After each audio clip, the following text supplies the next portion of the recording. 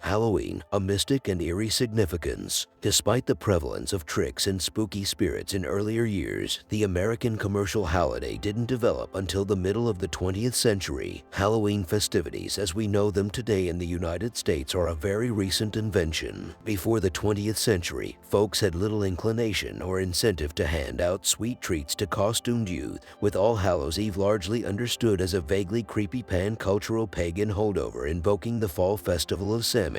In Holy Days and Holidays, a pious compendium edited by Edward Mark Deems in 1902, the holiday only appears as an adjunct to All Saints' Day on November 1st. The day was popularly called All Hallows Day. He writes, whence it became the custom to call the evening before All Hallow Eve, and in Scotland and Ireland certain sports and festivities, said to be relics of Druidism, were indulged in, while other holidays added themselves in bold-face type to the calendar following the Civil War, and seem quite similar in celebration even today. Halloween was slow to emerge in its modern form. Lee Erich Schmidt considers the rise of the commercial American holiday from 1870 to 1930, when popular economic thinking led to the consideration of holidays not as useless obstacles to a full working week, but opportunities to profit off special occasions. In the decades following the Civil War, Schmidt writes, merchants, advertisers, and window trimmers set themselves up as the new high priests of American calendary celebrations, significantly changing the rubrics of American holidays. October 31st was mostly known and celebrated as an inherently ghostly day,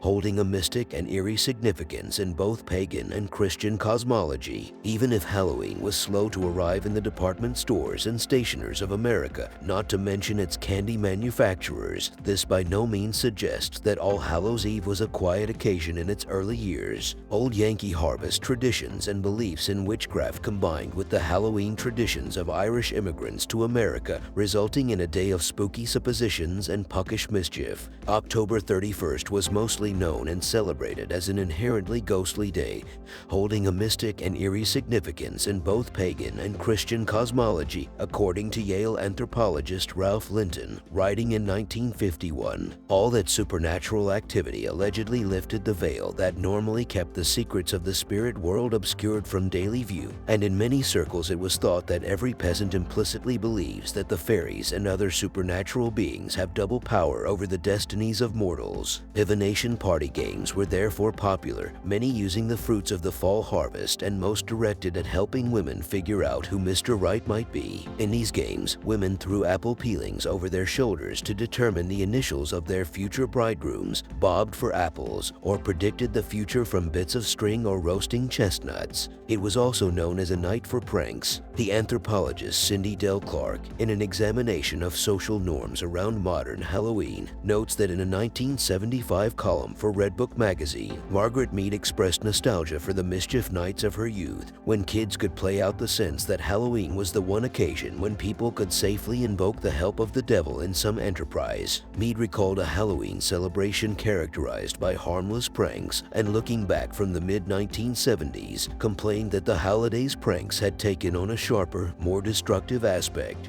Mead was perhaps glossing things over a bit in remembering her childhood Halloweens as full of harmless antics. Teenagers in the 1970s, armed with eggs and toilet paper, couldn't hold a candle to pranks of the early 1900 seconds, including a Connecticut incident in which pranksters loaded a wagon with trash, set it on fire, and pushed the whole lot downhill toward trees, setting them ablaze, and another in which boys managed to suspend a sleigh from a two-story building and perch another awkwardly by the roadside. And Linton painted a terrifying mental picture about early holiday celebrations, noting that the prevalence of indoor plumbing has taken much of the sport out of Halloween. In one South Dakota town in 1932, the mischief of Halloween night brought general property damage in excess of $5,000 and left the streets and avenues in the city strewn with 135 truckloads of junk and refuse. Describing the aftermath of a day he nicknamed Halloween, the local school superintendent came up with a plan to host a school Halloween party